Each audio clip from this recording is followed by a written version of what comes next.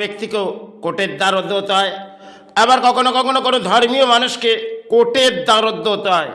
আর সেখানে সাধারণত প্রশাসন তারা কিছু লিখে আইনের পথে কোর্টকে পাঠিয়ে দেবেন, আর কোর্ট সেটাকে নির্ধারিত কোর্ট সেটাকে বিচার হয়তো সময় ক্ষেত্রে, আর সেসব বিচার এই সমাজে হয় না। আর কোর্টের কাছে তাদের কিছু চিরকুট পড়ে থাকে, সেগুলো না গঙ্গায় ভাসে না সাগরে ভেসে যায়। কারণ কোর্টের দরজায় দেখবেন বহু সৎ মানুষ, তারা কোর্টের দরজায় সাহারা চায়, কিন্তু কোর্টের কাছে চলে অর্থ।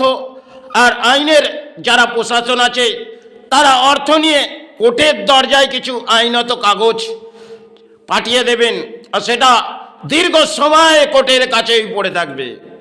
কারণ তিনি হয়তো স্বর্গ লাভ করলেন, কিন্তু সে ফাইল কোর্টের দরজায় পড়ে থাকলেন, না সাগরে ভেসে গেল, না গঙ্গায় চলে গেল। আজ ভারতবর্ষের হয়তো সংবিধান বহু কিছু আছে, আর এই সংবিধান যেখানে দেখবেন প্রশাসন তারা আপনাদের ধারা দিয়ে এক একটি ধারা নিয়ে পাঠিয়ে দেবে আইনের পথ। কারণ প্রশাসনের অর্থ চাই, এবং তাদের অর্থের জন্যে তারা সমাজের সৎ ব্যক্তিকে অসৎ পরিণাম দিয়ে কোর্টের দ্বারস্থ করে দেয়। আসছে 2013 সাল, সেটি ডোমজুর অঞ্চল। সমীর মির্জা অফিসার, তিনি একটি কাজ করণীয় করলেন। কারণ অন্যায়ের প্রতিবাদ করা হয়তো এই সমাজের পরিস্থিতি যা, তাতে প্রতিবাদ করা যায় না। তাহলে তিনি যেটা করে যাচ্ছেন সেটা আমাকে নীরব হয়ে দেখতে হবে। তাহলে নীরব হয়ে দেখার জন্য কোর্টের দরজা গিয়ে দ্বারস্থ হতে হবে। দেখা যাক কোর্টের অঙ্কের কি খেলা।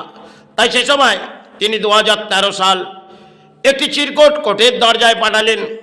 সেই আমি নাকি অসৎ কর্মের মানুষ, সেটা আমি গ্রহণযোগ্য করলাম। কারণ কোর্টের কাছে দীর্ঘ সময় হয়তো কাটালাম, কারণ এখানে কতটা পাপ ভরে আছে।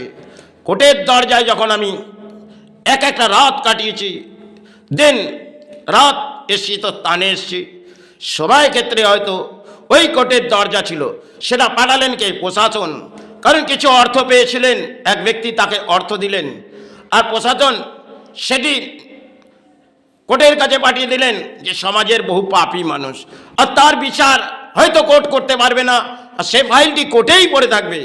আজকে কোর্ট আইনের একটি পথ, সেখানে যদি আমি আসি, সেই বিচার কোর্টের দরজায় সাধারণত মধ্যবিত্ত আর পায় না। কারণ অর্থ দিয়ে কোর্টের কাছে সাহারা ছুটতে হয়। কখনো কখনো অর্থ যেন বিলীন হয়ে যায় তাদের জীবন থেকে, সে কোর্টের কাছেই যেন বড় পাপী হয়ে কোর্টের দরজা তাকে দ্বারস্থ হতে হয়। আর সে ফাইল তিনি তো স্বর্গলাভ করলেন, সে ফাইল কিন্তু কোর্টের কাছেই রইল। না কোর্ট তাকে গঙ্গায় ভাসালেন, না সাগরে ভাসালেন, কিন্তু কোর্ট আইনের একটি বাঁধা জায়গা, সেখান থেকে কিছু উদ্ধার করা যায় না। কারণ একটি করণীয় কাজ প্রশাসনের দেখলাম, প্রশাসন একটি চিরকুট লিখলেন, তাতে এমন কিছু ব্যাখ্যা লিখলেন সেটা কোর্ট তার নির্ধারিত দেখলেন না। কারণ কোর্ট চাই সংবিধান কোর্ট, সেখানে একটা লজিক, একদিকে উকিল দেবে আর একদিকে প্রশাসন। আজকে একটা ফাইলে যেটা সরকার করছে, সেটা হয়তো তিনি নিরাপত্তার চাদর সেটাকে নিজে আঁকলে নিচ্ছেন। কারণ সংবিধান এরাই ভাঙে, নেতারা আর সাধারণ মধ্যবিত্ত, তাদেরকে সংবিধানের আওতায় নিয়ে আসা হয়। যদি দেখা যায় ধর্মীয় মানুষ, তিনি হয়তো কেউ পাপ করেছে, তাকে সংবিধানের দরজায় নিয়ে যাওয়া হয়েছে, ঠিক আছে, কিন্তু কখনো ধর্মীয় মানুষকে এই সংবিধানের আওতায় নিয়ে আসা হয়, তাতে কোর্টের কাছে বড় পাপী।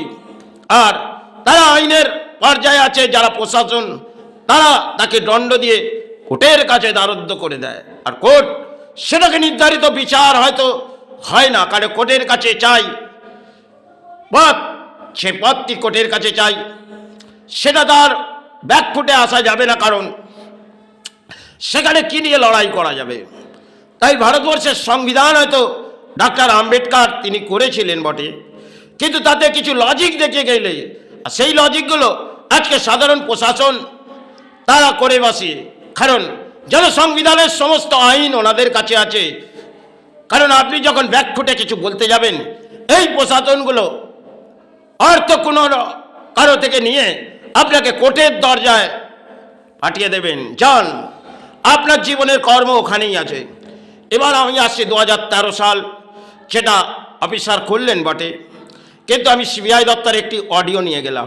কারণ সিবিআই একটা শ্রদ্ধার জায়গা, তাহলে ভবানী ভবন সেটা বাংলার মাঝেই আছে, সেখানে একটি অডিও হয়তো ফেললাম। একটি বস্ত্র হয়তো সে সময় ক্ষেত্রে আমি ধারণ করেছিলাম, সেটা ওই জায়গায় যাওয়ার জন্য নয়, কিন্তু আমি দেখতে চাইলাম সে তারা কোন যোগ্যতার মাঝে আছে। কিন্তু তারা নিশ্চয়ই এর এক ফুটে লড়াই করবে, কিন্তু লড়াইটা সৎকর্ম লড়াই করতে গেলে অসৎ কর্মের ব্যক্তি যারা করে যাচ্ছেন তারা জয়ী পথ হাঁটছেন। তখন সিবিআইকে আমি একটি কাগজ, সেটা কোর্টের কাছ থেকে আমি নির্ধারিত পাবো না, তবুও একটি কাগজ আমি যেটা কোর্টের কাছে দেখলাম, তিনি ল্যান্ডটি আছে এক, আর প্রশাসন লিখে পাঠিয়ে দিচ্ছেন আর এক। যদি তাকে 5 ফুট, প্রশাসন লিখছে 8 ফুট। বাহ! যিনি দান দেবে তিনি পাপে পাপে ঘড়া, আর যিনি চুরি করবে পুণ্যের ঘড়া। এই যদি সংবিধানের সব কিছু এই প্রশাসনের কাছে হয়, এটা সমাজের দুর্ভাগ্য। তাই ওই পত্রে আমি 2013 সাল প্রশাসনকে আমি যখন এসে ব্যাখ্যা দিলাম, সিবিআই আমাকে বেশ কিছু ব্যাখ্যা দিলেন বটে, সেটা প্রশাসনকে যখন ব্যাখ্যা দিলাম, তিনি একটি ব্যাখ্যা বললেন অসাধারণ। জানেন আমি কে? আমি ব্যাখ্যা বললাম যে আপনি একটি অফিসার ইনচার্জ আছেন, আজ এখানে আছেন, কাল অন্য জায়গায়, কিন্তু আমি যে জায়গায় ধর্মের জায়গায় বসে আছি এটাই থাকবো। তিনি ব্যাখ্যা দিলেন আমি কিছু করণীয় কাজ আরও করতে পারি। বাহ! অপূর্ব খেলা তিনি খেলছেন বটে, কিন্তু এই সমাজে তারা বহু পাপ কর্ম করছে, আর তারা আইনের পথটাকে কোর্টের কাছে দ্বারস্থ করছে সাধারণ মধ্যবিত্তকে। তাতে সমাজের পরিস্থিতি দেখতে হবে। আর এই সমাজের আইনের পথগুলো সেগুলো উকিল খেলা করে, কারণ একটি কাগজ আপনাকে কোর্টের দরজায় পাঠানো হলো, পরস্পর একটি কাগজ, তার পেছনে অর্থ দেওয়ার জন্য আপনাকে আইনের পথে বহু অর্থ দিতে হবে। আর সেই আইনের পথে অর্থ দেওয়ার পর আপনার রিলিফ হলেও ওই কাগজটি কোর্টের দরজায় পড়ে থাকবে। আপনি যদি সৎ ব্যক্তি হয় তাহলে কোর্ট নির্ধারিত এই ফাইলটিকে ফেলে দেবে না, কারণ কোর্ট আপনি চলে যাবার পরও কোর্টের কাছে এই ফাইল পড়ে থাকবে। এটা ভারতবর্ষের হয়তো সংবিধানের দুর্ভাগ্য, কারণ যে ফাইলগুলো কখনো ধর্মীয় মানুষেরও ফাইল পড়ে থাকে, আর সেগুলো কোর্ট নির্ধারিত, হয়তো তারা ধর্ম দেখে না, তারা দেখে বিচার। আর যে পাল্লাটির ওপরে বিচার হয় সেটি অন্ধ, তার বিচার অন্ধ। সেখানে আইনটি অন্ধের মাঝেই হয়তো একটি সময় অমিতাভ বচ্চন একটি পিকচার করলেন বটে, অসাধারণ পিকচারটি দেখিয়েছিলেন। সেটা ক্ষেত্রে পিকচার একটি, সেটা বাস্তবিক রূপ যদি আসা যায়, এই সংবিধানে ভেঙে পড়েছে আইন। আর যেখানে আজকে সরকার দেখুন একটি ফাইলের মাঝে কিছু রাখা আছে, কারণ নিশ্চয়ই সিবিআই তারাই উদ্ধার, সে ফাইলটিকে যদি উদ্ধার করে, কিন্তু তিনি সরকার আর তার কাছে চলে গেলেন। বাহ! অপূর্ব খেলা যেন। আর সংবিধানে আমাদের কিছু পড়ে থাকলে সেটা তো কোর্টের কাছে পড়ে থাকবে। আর অত বড় দপ্তর যেখানে ইডির দপ্তরে, সেখানে তিনি হানা দিলেন, আর সে ফাইলটা ইডির কাছ থেকে নিয়ে চলে গেলেন। বাহ! এই ফাইলের মধ্যে কি অপূর্ব খেলা আছে। সে উনি দিন গড়িয়ে গেল, শুভ সকাল হলেন তো ফাইলটার উপরে জাল লাগছে, সে আমার সাহারা আটকে আছে। তাহলে এরা নেতা, এদের রক্ষা করার মতন দেশের জনগণ আছে, আর দেশে বহু জন উচ্চ স্তর আছে, তারা রক্ষা পায়। আর সাধারণ মধ্যবিত্ত তারা নীরব হয়ে যায়। এই তো ভারতবর্ষের আইন। তাহলে এই আইনে ডক্টর আম্বেদকর তিনি হয়তো বেঁধেছিলেন বটে, তাতে কিছু সৎকর্ম করলে কিছু পাপ কর্ম হয়তো এই কলিযুগের জন্য দেখিয়ে গেছেন। কারণ এই আইনের মধ্যে কিছু লজিক দেখিয়েছেন, আর তাদের প্রশাসন অর্থ লোটে, আর কোর্টও তার উদ্ধারিত একটি ডেটে কিছু অর্থ উকিল পেয়ে যায়।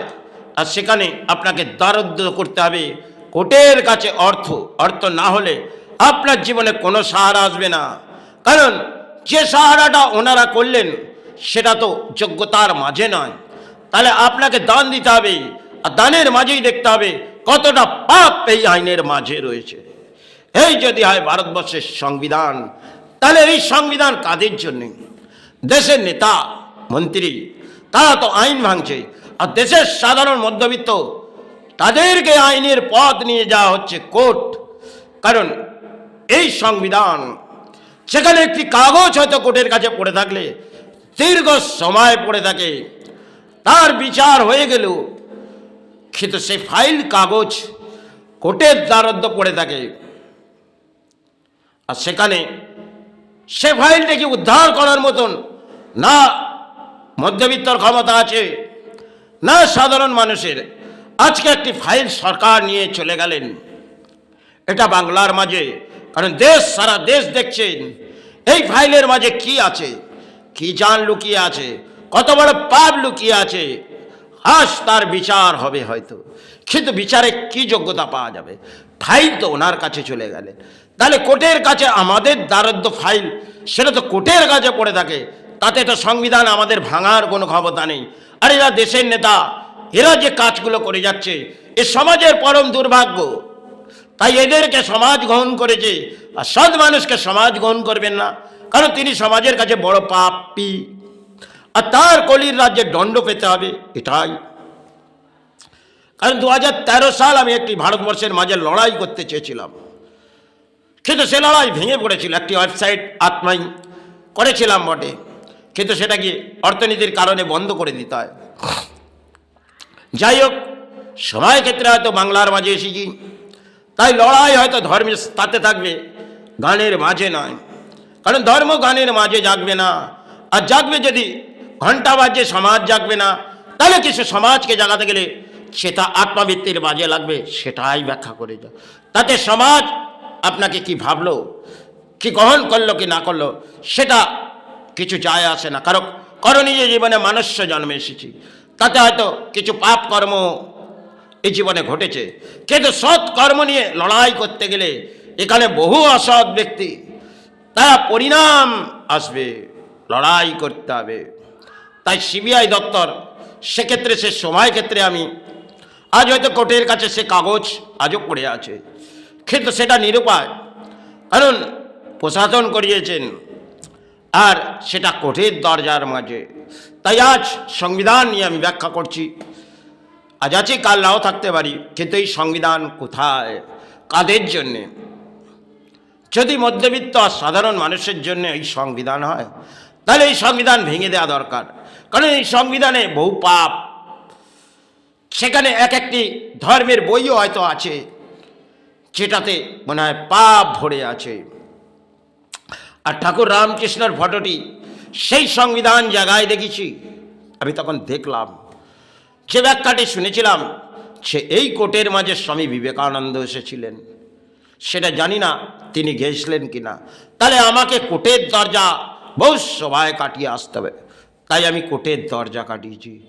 তাতে হয়তো জীবনে কোর্টের দরজা একটা পাপের জায়গা, সেখানে পুণ্যত্ব হওয়া যায় না, তবু ওই পাপের জায়গা থেকে দেখতে হবে কতটা পাপ এই জায়গার মাঝে ভরে উঠেছে।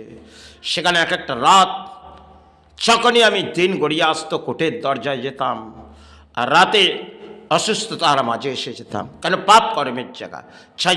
জয় গুরু, জয় মাই।